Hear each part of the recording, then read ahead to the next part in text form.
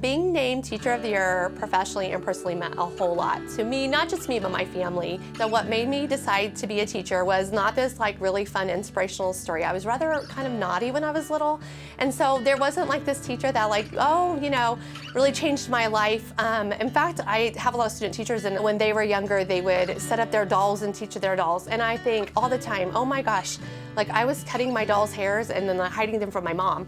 But it was when I became a mom, it changed my world. And so when I became a mom, my life had so much purpose. Watching my oldest daughter go through the educational system and seeing all these great teachers pour into her, I thought, wow, what a cool job to do. And so it was only when she was in high school that I went and got my education degree.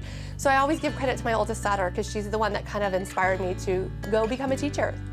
I'm a proud North Sider. I graduated from Lafayette. I bleed that green. I love the North Side community. And then I went to Missouri Western and got my bachelor's of education and worked at preschool at the same time and raised 3 daughters. So it was a lot, but I loved every second of it. I choose to be there, they do not. And so every day I walk through my door, it's a choice. I know that some of our kids, they don't get that choice, and so I'm going to make it the best day ever I can when I'm in there with them. So I wake up every day excited to go to work and excited to do some fun learning and make it as fun and engaging as I can for them because they don't choose to be there. So we have to make it fun for them so they really want to be there. I like to make it fun, engaging games as much as I can, but I'm also like, I have this balance of being kind of, you know, high expectations too. So we're not just in there playing, we have learning to do, and I think my kids understand that. I'm not sure how I do it, but I do have a really good balance of, hey, we're gonna have some fun, but we're also gonna stay respectful and get in the learning process.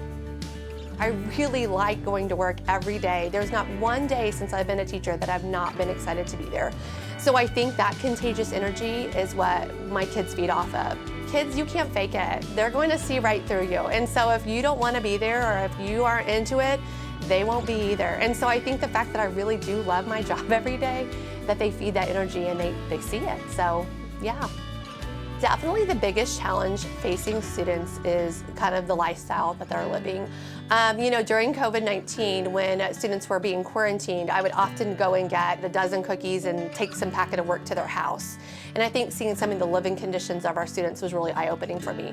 And so every year I kind of take my roster of kids and I really want to think about like where are they coming from and how can I help them. So I think just kind of the culture of poverty that unfortunately is plaguing our community right now is a big undertaking for our students. They can't help where they're coming from. And you know, it's the little things in the classroom, like when it's birthday treat time and you know someone comes in with birthday treats and the next month it's another kid's birthday and they don't have treats. So I keep stacks of cupcakes in my closet so when it's their birthday that they can also pass out the treats. So it's those little things that I think that kind of like rock their world a little bit. But definitely poverty would probably be one of the biggest factors I think impacting our kids. I had this student at Lindbergh, he was a 3rd grader, and he walked in one morning and he was like, Mrs. Sanders, my mom got shot. And I was like, what? I was like, oh my gosh, are you okay? Like, what can I give you? Do you need to go talk to a counselor? He's like, no, I think she's gonna be okay. And I was like, oh, and I wasn't prepared for that. I've never had that happen to me. And I was like, if I can do anything for you, please let me know. Like, how can I help, you know? And we sat there for a moment and then he goes, well, Miss Sanders, I got shot too. And he rolled up his sleeve and he had his flu shot. And so that was like one of those moments where I was like, okay, never overreact. But the most like cherry on top of this crazy Sunday is the mom came and they were from Cuba, so they spoke very little English.